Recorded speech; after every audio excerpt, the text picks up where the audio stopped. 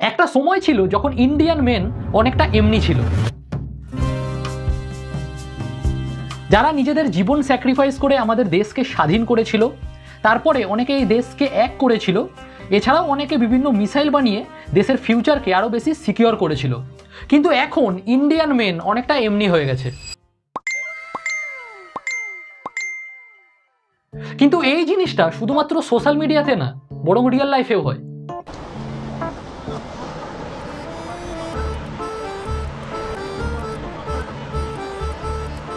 তো আজকের ভিডিওতে আমরা জানবো যে ইন্ডিয়ান ছেলেরা এতটা ডেসপারেট কেন, আর এই জিনিসটার সলিউশন কি।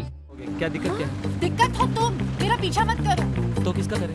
चश्मे से लेके जूते तक सारे ब्रांड नकली विदेशी है, पर साला आदमी देसी हूँ। ये इतना क्यों घबरा रहा है? पहली बार लड़के से बात कर रहे हो?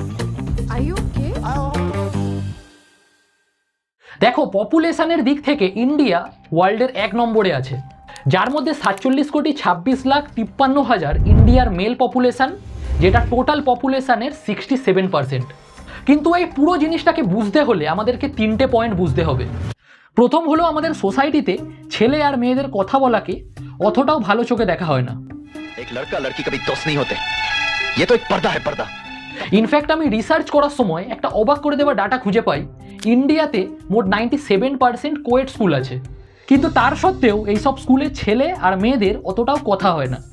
একটা ছেলে জানায় যে ছোটবেলায় তার টিচার তাদেরকে বলতো যে ছেলে মেয়ের একসাথে বসা এবং একসাথে কথা বলা কোনোটাই উচিত না।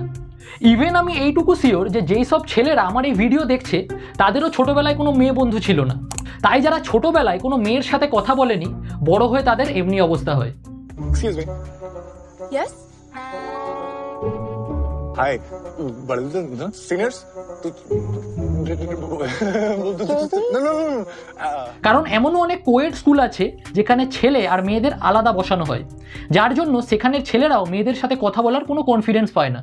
ইনফ্যাক্ট কিছু মেয়েদের কথা হলো, অনেক ছেলেদের মধ্যে কথা বলার ডিসিপ্লিন এবং ব্যাড টাচ করার সেন্স, এই দুটো জিনিসই কম থাকে। কিন্তু এটার দোষ ওই ছেলেগুলোর না, বরং আমাদের এডুকেশন সিস্টেমের। কারণ ছোটবেলা থেকেই আমাদের সেক্স এডুকেশনের ব্যাপারে কিছুই পড়ানো হয়নি। একটা ছেলের বয়স বাড়ার সাথে সাথে শরীরে কি কি পরিবর্তন হয় সেটাও কোনো মেয়েকে পড়ানো হয় না, আর মেয়েদের পিরিয়ডিক টেবিল কি হয় সেটাও একটা ছেলেকে জানানো হয় না। যার কারণে একটা ছেলে গুড টাচ আর ব্যাড টাচ এই দুটো জিনিসের তফাৎ কখনো শিখতে পারে না। এবং লাস্ট পয়েন্ট বলার আগে আমি তোমাদেরকে একটা গল্প শোনাতে চাই। একটা ছেলে একটা মেয়েকে পছন্দ করতো, সে ওই মেয়েটাকে সব জায়গায় ফলো করতো, এমনকি সে নিজের মোবাইলে লুকিয়ে লুকিয়ে সেই মেয়েটার ভিডিও বানাতো। তো এবার তোমার কি মনে হয় মেয়েটার কি করা উচিত? অবভিয়াসলি সে নিজের বাবা মাকে জানাবে বা পুলিশে কমপ্লেন করবে, কিন্তু এমনটা কিছুই হয় না। ওই মেয়েটা একটা সময় টায়ার্ড হয়ে সেই ছেলেটার সাথে প্রেম করে নেয় এবং একটা সময় তাদের বিয়েও হয়ে যায়।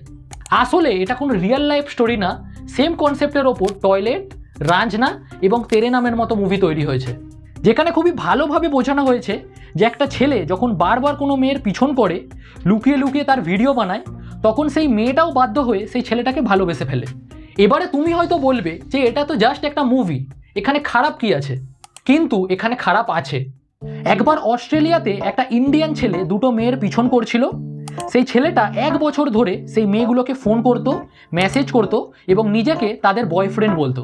তো যখন এই কেসটা কোর্টে যায়, তখন ছেলেটার লয়ার জজকে জানায় যে এখানে ছেলেটার কোনো দোষ নেই, আসলে ছেলেটা বলিউড মুভি দেখে এই জিনিসগুলো করেছিল। ইনফ্যাক্ট তারপরে জজ সেই ছেলেটাকে কোনো শাস্তি না দিয়ে ছেড়ে দেয়, কারণ বলিউডে সবসময় একটাই জিনিস দেখানো হয়েছে যে একটা ছেলে আর মেয়ে কখনো বন্ধু হতে পারে না। प्यार क्या है? प्यार दोस्ती है। নাই তাদের মধ্যে প্রেম হয়ে যায়, আর না হলে ঝগড়া হয়ে যায়। मीरा, आज के बाद मुझे अपना चेहरा मत दिखाना।